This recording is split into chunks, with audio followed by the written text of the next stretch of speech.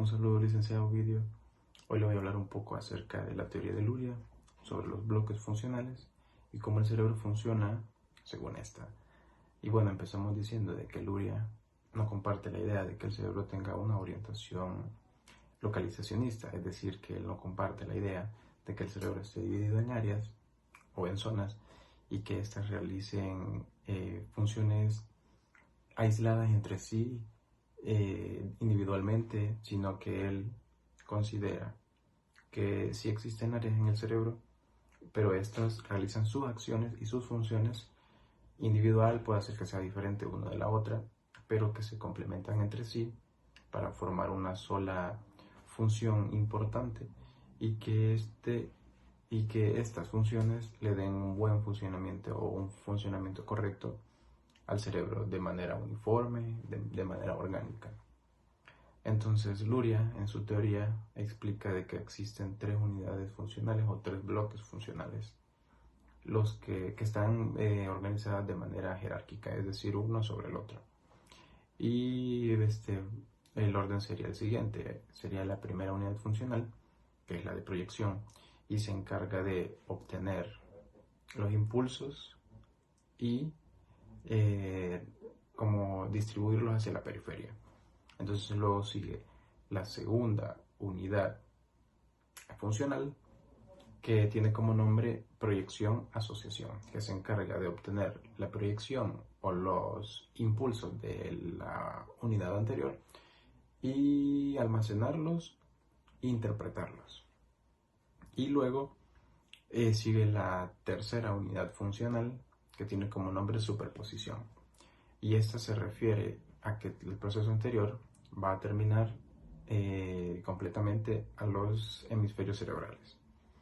Entonces empezamos de lleno con con la primera unidad funcional, según Luria, que tiene como nombre tono y vigilia. Y esta se encarga de obtener, procesar y almacenar los estímulos externos del mundo, además de verificar la actividad mental del cerebro.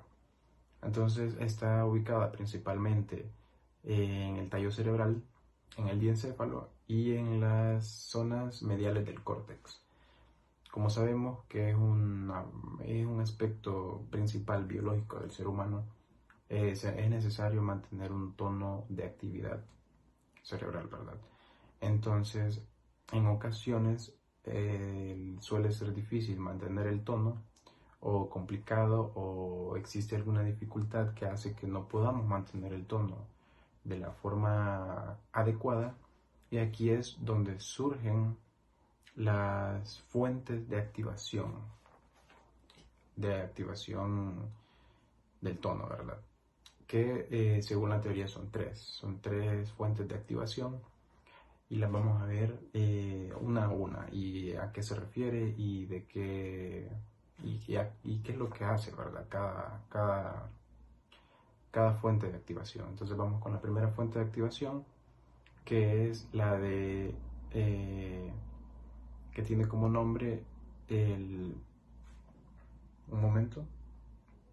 como nombre economía interna, que hace referencia a la homeostasis y al metabolismo. Entonces esta teoría habla un poco, o esta fuente de activación habla un poco sobre que los procesos metabólicos están relacionados para que haya un equilibrio interno, es decir, la homeostasis, están relacionados con los procesos digestivos y también con los procesos respiratorios. Entonces, el metabolismo de azúcares, el metabolismo de proteínas, el metabolismo de secreción interna también. Entonces, esto está principalmente regido o distribuido o organizado por el hipotálamo. Entonces, seguimos con la segunda fuente de activación del tono, que tiene como nombre estímulos externos. Entonces, los estímulos externos hacen referencia a que recibe los estímulos externos del mundo y conduce a la producción de formas complementarias diferentes de activación, es decir, que realiza diferentes formas de activación para estos estímulos que obtuvo del exterior. Y lo que hace es, se reflejan como una manifestación de orientación. Se manifiestan como un reflejo de orientación. Es decir, que cuando uno recibe estímulos externos, el cerebro lo que hace es generar una fuente de activación y lo manifiesta como orientación. Es decir, si escucha un ruido, el cerebro lo interpreta y hace que nos orientemos hacia dónde viene el sonido, como para dirigirnos o alejarnos dependiendo de la situación. Entonces seguimos con la tercera fuente de activación, que viene siendo los planes y proyectos, intenciones también. Y prácticamente hace referencia a que cuando uno dice lo que quiere hacer, es decir, tiene una meta y a través del lenguaje lo dice, el cerebro lo que hace es que no descansa hasta realizar esta meta. Entonces lo que hace es generar fuentes de activación para cumplir esta meta. Pero ¿qué pasa si no la cumplimos? El cerebro lo que hace es que mientras una meta no sea alcanzada, hace que haya mayor activación o mayor movilización de los esfuerzos hasta cumplir esta meta. Entonces, básicamente esos son las fuentes de activación y así se resume la primera unidad funcional de Luria. Continuando con el tema de la teoría de Luria sobre los bloques funcionales, voy a hablar un poco acerca del segundo bloque funcional o de la segunda unidad funcional, que hace referencia a recibir, analizar y almacenar la información. Está situada principalmente en las zonas laterales del neocórtex, en la superficie convexa de los hemisferios y en las zonas posteriores de las regiones olfativas, gustativas y auditivas, es decir, de la zona parietal, occipital y temporal. Este sistema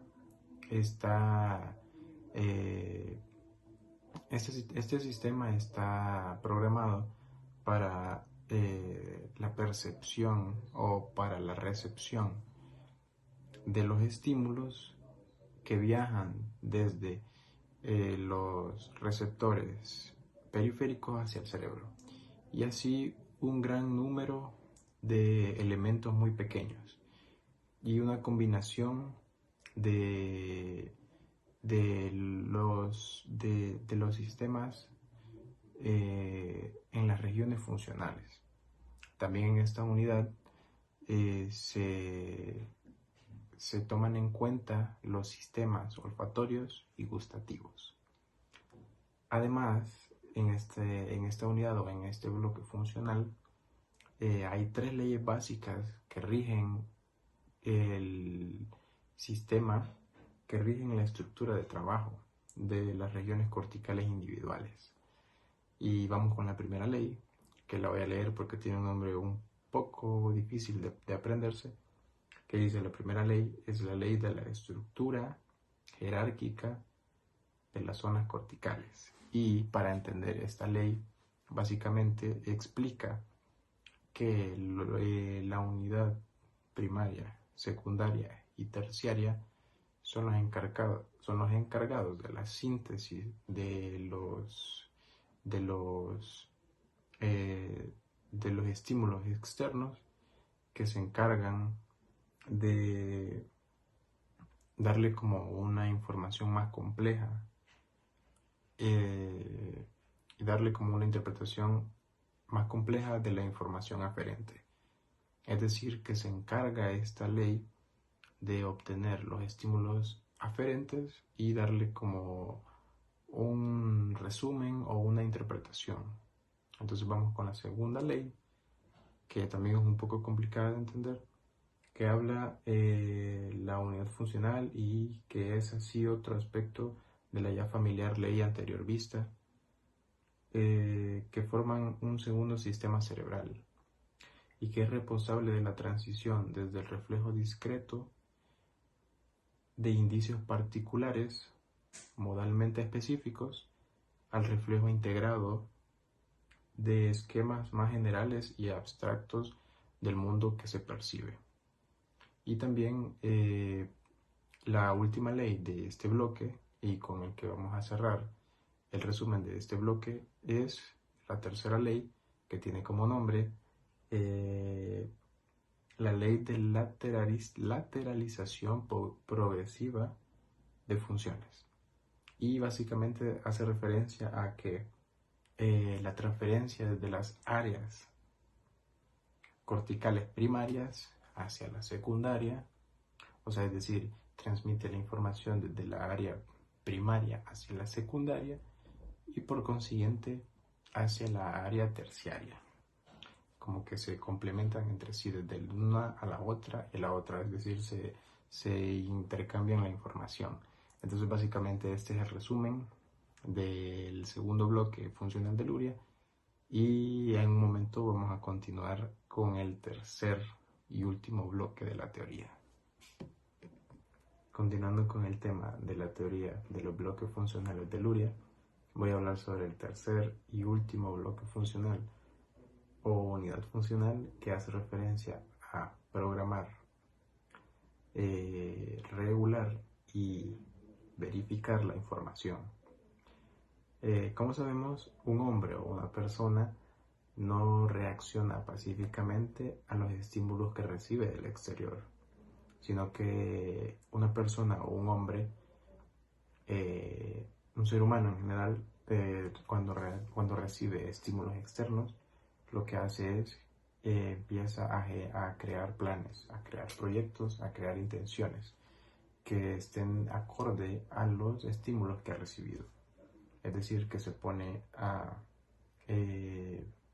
hacer proyectos y también se encarga de verificar si su tono o si su actividad está consciente, y también se pone a ver si su actitud o su comportamiento está acorde al estímulo que está recibiendo en ese momento.